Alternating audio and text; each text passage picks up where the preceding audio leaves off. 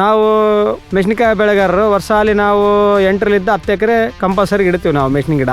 ವರ್ಷಾಲಿ ನಾವು ಹುಡುಕೋದು ಏನಪ್ಪ ಅಂತಂದರೆ ಫಸ್ಟ್ ಮೆಣಸಿನ ಗಿಡ ಹಚ್ಚಿದಾಗ್ಲಿಂದ ನಮಗೆ ಬೆಳವಣಿಗೆ ಬೇಕು. ಮೇನ್ ಬೆಳವಣಿಗೆ ವೀಲ್ಡ್ ಇದ್ರಿಗಿನ ಅಂಥ ಮದ್ದು ಹುಡುಕ್ತಾನೆ ಇರ್ತೀವಿ ನಾವು ರೈತರು. ಅಂಥ ಸಮಯದಾಗ ನಮಗೆ ಬೆಳೆ ಕುಂಠಿತ ಆಗಿಬಿಟ್ಟೈತೆ, ನಮಗೀಗ ಬೆಳೆ ಡೆವಲಪ್ಮೆಂಟ್ ಆಗಬೇಕೀಗ ಅಂತ ಅಂದ ಸಮಯದಾಗ ಟೆರರಿಚ್ ಪ್ರಾಡಕ್ಟನ್ನು ಬಳಸಿದರೆ ಒಳ್ಳೆ ರೀತಿಯಿಂದ ಕೆಲಸ ಮಾಡಿದೆ. ಇದು ನಮಗೆ ಬೆಳವಣಿಗೆ ಆಗಲಿ ಕಾಯಿ ಆಗಲಿ ಏನು ತೊಂದರೆ ಇಲ್ಲ. ಟೆರರಿಚ್ 45 ದಿನದಾಗ ಬಳಸಿವ್ರಿ ಅದನ್ನು. ಅದು ಬಳಸಿದಾಗ್ಲಿಂದ ರೋಗ ಎಲ್ಲ ಕಂಟ್ರೋಲ್ ಆಗಿ ಭಾಳ ಬೇಸ್ ಗಿಡಕ್ಕಾಗಲಿ ಯಾವ್ದು ಕಾಲ ಆರೋಗ್ಯವಾಗಿ ಬೇಸೈತೆ. ಕಾಯಿ ಸೈಜ್ಗಾಗಲಿ ಮುದುರೋಗಿದ್ರೆ ಏನು ಬಂದೇ ಇಲ್ಲ, ಹೊಡೆದಾಗಿಲ್ಲ ಪರವಾಗಿಲ್ಲ, ಬೇಸ್ ಬಂದಿದೆ ಗ್ರೋತ್ ನಮಗೆ. ಅದು ಮೊದಲೆಲ್ಲ ಅರ್ಶಿನ ಬಣ್ಣ ಬಂದು ಕೆಂಪಗಿತ್ತು ಗಿಡ, ಟೆರರಿಚ್ ಹಾಕಿದ ಮೇಲೆ ಗಿಡ ಡೆವಲಪ್ಮೆಂಟ್ ಆಗಿ ಬೆಸ್ಟ್ ಚಿಗುರು ಬಂದೈತೆ ಗಿಡ.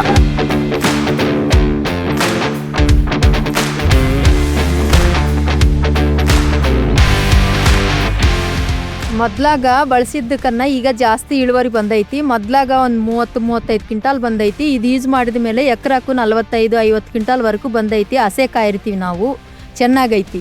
ಇದು ಯೂಸ್ ಮಾಡಿದ ಮೇಲೆ ಬೆಳೆನೂ ಚಲೋ ಐತಿ. ನನ್ನ ಹತ್ರ ಬೆಳೆದಾವು, ಶೈನಿಂಗ್ ಐತಿ, ಹೂ ಐತಿ, ಮೋಪು ಚಲೋ ಬಂದೈತಿ.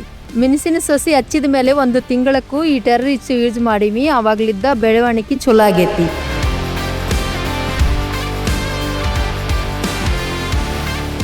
ಗಿಡ ಒಂದೇ ಸ್ಟೆಪ್ಗೆ ಕಾಯಿ ಸ್ವಲ್ಪ ಆಗಿ ನಿಂತುಬಿಟ್ಟು ಸರ್. ಅದು ಹಾಕಿದ ಮೇಲೆ ಸರ್ ಇದು ದಾರಿ ಹಿಡಿದು ಹೋಗೋರು ಕೇಳಕತ್ತಾರೆ ಸರ್, ಯಾವ ಎಣ್ಣೆ ಬಳಸಿದ್ರಿ, ಎಲ್ಲಿ ತಂದಿರಿ ಅಂತ. ನಾವು ಹೇಳಿದ್ವಿ ಸರ್, ಭಾಳ ಮಂದಿ ತಂದು ಬಳಸಕತ್ತಾರ್ರಿ ಅದನ್ನು. ಇದು ಹೊಡೆದ ಮೇಲೆ ಒಂದೊಂದು ಮೊಳ ಸಿಗ್ತದೆ ಸರ್ ಮೇಲೆ. ಎಲ್ಲ ಪ್ರಾಬ್ಲಮ್ಮೂ ಹೋಗ್ಯಾವ ಸರ್ ಇದ್ರ ಮೇಲಿದ್ದ. ಇದು ಹೊಡೆದ ಮೇಲೆ ಯಾವುದೂ ಇಲ್ಲ, ಗುಂಡಿ ಉದುರೋದಿಲ್ಲ, ಏನು ಕಾಯಿ ಜುಂಡುಗಟ್ಟೋದಿಲ್ಲ, ಕಾಯಿ ಬಾರಿ ನೈಸ್ ಉದ್ದ ಸೈನಿಂಗ್ ಬಂದವ ಸರ್.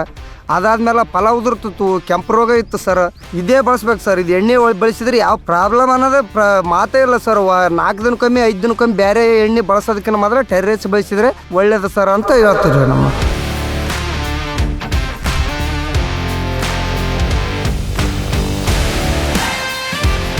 ನಮ್ಮದು ಏನಂತಂದ್ರೆ ಟೆರರಿಚ್ ಹೊಡೆದಿವಿ ಒಂದ್ಸಲ, ಅವರೇ ಕಂಪ್ನಿಯವರು ಬಂದು ತಂದು ಕೊಟ್ಟಿದ್ರಿ. ನಾವು ಬೇರೆ ಎಣ್ಣೆ ಹೊಡೆದಿವ್ರಿ. ಮೊದಲ ಹೊಡೆದಕ್ಕೆ ಈ ಟೆರರಿಚ್ಗೆ ಸ್ವಲ್ಪ ಡಿಫ್ರೆನ್ಸ್ ಅದ ರೀ.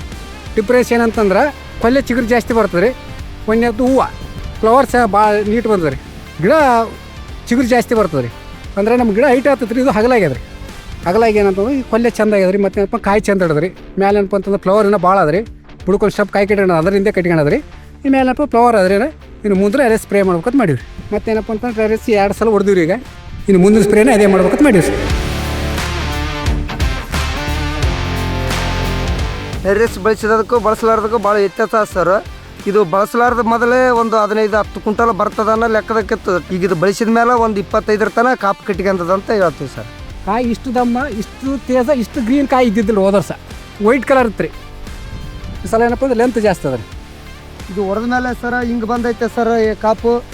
ಇದೆಲ್ಲ ಹೊಡೆದ ಮೇಲೆ ಭಾರಿ ಕಾಪು ಭಾರಿ ಚೆನ್ನಾಗಿ ಬಂದೈತೆ ಸರ್. ಈ ಥರ ಎಲ್ಲ ಸ್ಟೆಪ್ ಎಗ್ರಿ ಈ ಥರ ಕಾಯಿ ಆಗೈತೆ.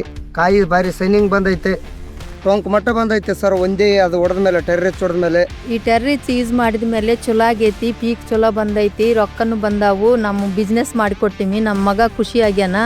ಒಂದು 10 ಲಕ್ಷ ಕರ್ಕೊಂಡ್ವಿ ರೀ. 3 ಎಕರೆ ಹೊಲ್ದಾಗ ಚಲೋ ಆಗೈತಿ ಪೀಕು. ಎಕರಾಕು ಒಂದು 50-60 ಕ್ವಿಂಟಾಲ್ ಬಂದೈತಿ. ಟೆರರಿಚ್ ಅಂದರೆ ಒಂದು ಒಳ್ಳೆ ನಮ್ಮ ಪಾಲಿಗೆ ಈಗ ಸಣ್ಣ ದೇವ್ರಾದಂಗೆ ಆಗೈತೆ ಸರ್. ಅದು ಈಗ ಒಡ್ಲೇಬೇಕು ಅನಿಸ್ತದೆ ರೀ ಅದನ್ನ ಎಣ್ಣೆ ಗಿಡ ನೋಡಿದರೆ. ಟೆರರಿಚ್ ಫಸ್ಟ್ ಕ್ಲಾಸ್ ರಿಸಲ್ಟ್.